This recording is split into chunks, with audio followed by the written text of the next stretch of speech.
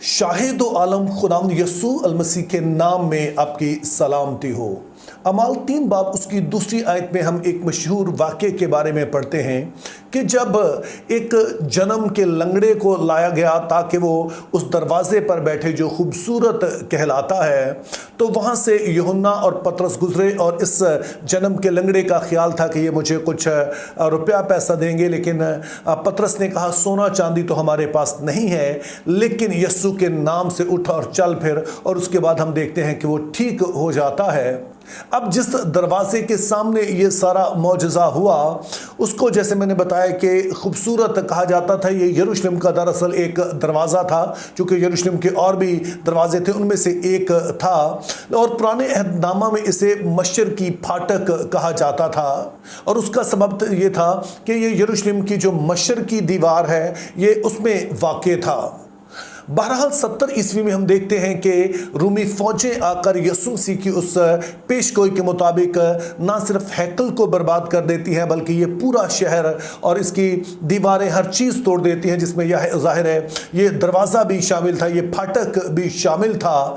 लेकिन उसके बाद हम देखते हैं कि इस शहर को रूमी दोबारा से तामीर करते हैं और फिर रूमी शहनशाह जो थे, जो बाद में मसीही हो गए, यहाँ पर एक दरवाज़ा बनाते हैं उसी जगह पर जहाँ पर पहले वो खूबसूरत दरवाज़ा या मशरकी फाटक हुआ करता था।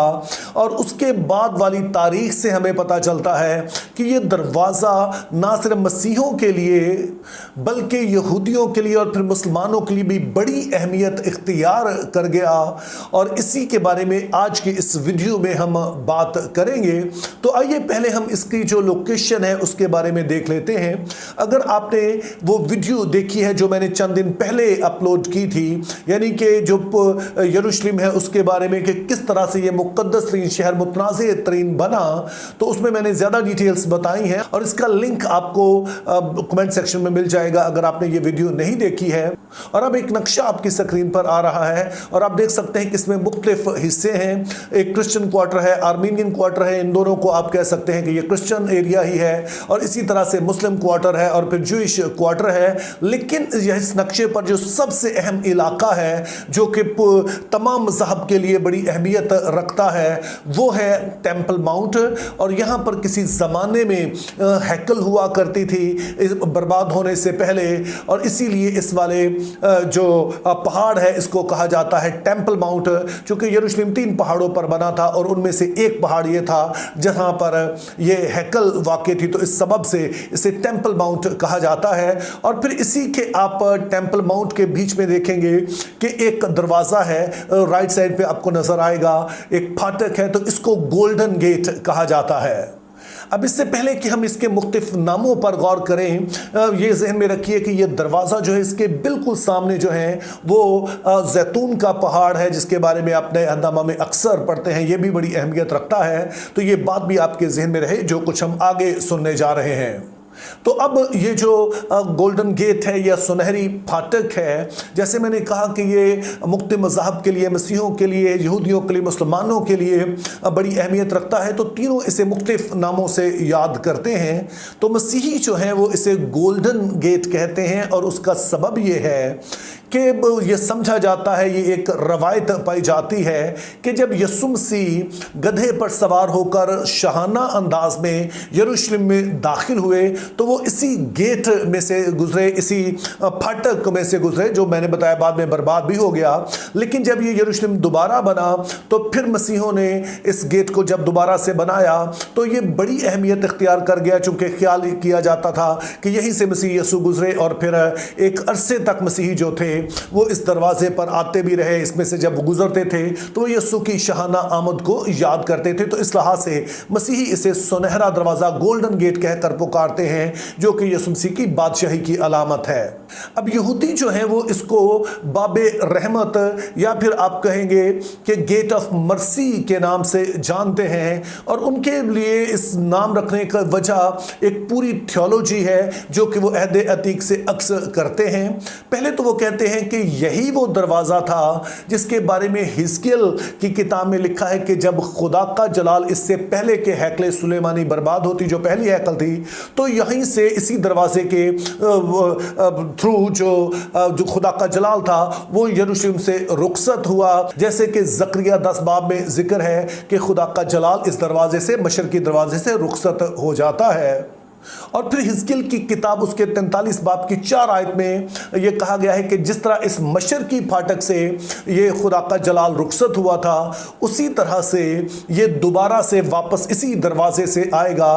तो इस सबब से वो समझते हैं कि ये वो वक्त होगा जब कि हम पर रहम किया जाएगा। तो इसीलिए वो इसे बाब रहमत कहते हैं या गेट ऑफ मर्सी कहते हैं। और फिर जब आप ज़करिया 14 बाब और उसकी 4 आयत पढ़ते हैं तो वहां पर लिखा है कि जब मसीह आएगा, जैसा कि वो समझते हैं, यहूदी जिस तरह से उसकी आमद के बारे में समझते हैं, तो वो आकर जो माउंट ऑफ ऑलिव्स है या जैतून का पहाड़ है, इस पर उतरेंगे। और जाहिर है कि जब वो इस पर उतरेंगे तो इसका मतलब ये है कि फिर वो मशरकी फाटक के जरिए से यरूशलेम में दाखिल होंगे और फिर यहाँ पर वो अपनी अब्दी बादशाही कायम करेंगे। ये ज्यूइश एक अंडरस्टैंडिंग है।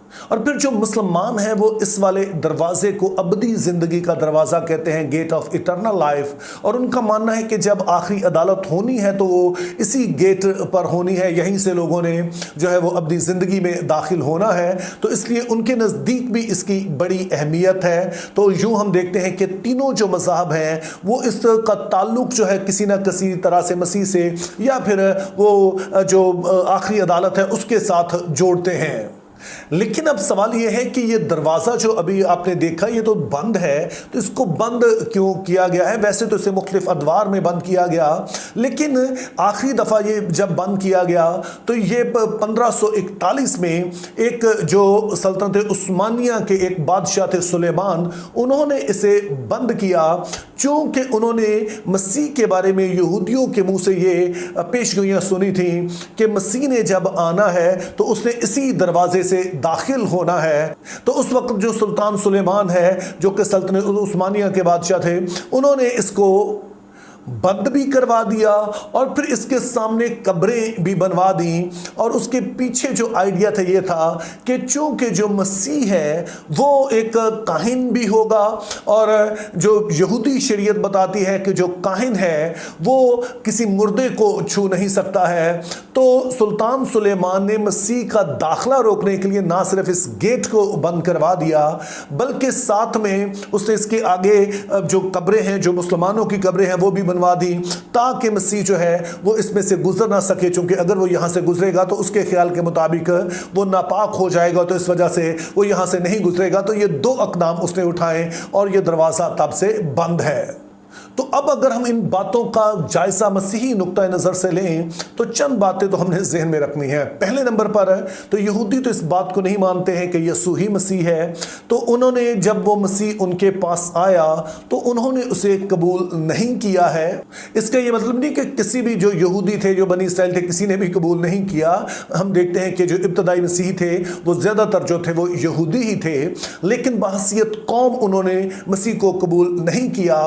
तो रोमियो 9 से 11 बाब में एक उम्मीद उनके लिए बाकी है कि जब मसीह आएगा तो वो उसे कबूल करेंगे। सो अगर उनके लिए कुछ आइंदा उम्मीद है वो तो वो सिर्फ मसीह को कबूल करने पर है।